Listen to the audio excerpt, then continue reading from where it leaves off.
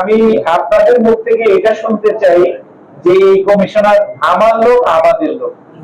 আমরা জনতার পুলিশ হতে চাই। স্বতঃস্ফূর্ত ভাবে এখানকার সমস্যাগুলোর কথা বলেছেন।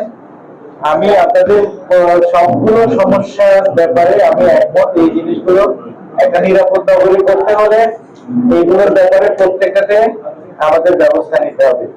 দু একটা পয়েন্ট আছে যে জায়গায় আমাদের হয়তো কোঅর্ডিনেশনের প্রয়োজন হবে অন্যান্য সরকারি সংস্থার সাথে।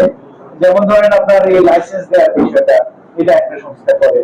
তারপরে আমরা ধরেন এই যে আইন শৃঙ্খলা রক্ষার কাজ করি, প্রশাসনের একটা কাজ করে। এই কাজের মধ্যে কিছু সমন্বয় যদি করা যায় তাহলে আমরা অবশ্যই এই কাজে সফল হবো। এখন আমরা যদি একটু মানবিক দিকটা চিন্তা করি, সেটা হচ্ছে যে জনদুর্ভোগের জন্য আপনার ফুটপাতে এবং রাস্তায় হকার বসানো উচিত নয়। আবার হকার এবং যারা হকার যারা, তাদের বক্তব্য হচ্ছে যে যেখানে আলাদা করে দিয়েছে ওই জায়গায় লোক যায় না, তো বলে যে আমরা তো মারা যাচ্ছি। এখন সমস্যাটা কিন্তু ধীরে ধীরে, এটা আমাদের সমস্যা। আমরা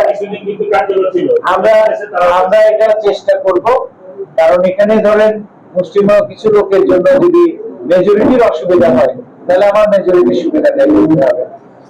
আর অন্যান্য সকল পয়েন্টের ক্ষেত্রে আমি আর বিস্তারিত বলছি না, আমি আপনাদের প্রত্যেকটা পয়েন্ট আমি নোট করেছি।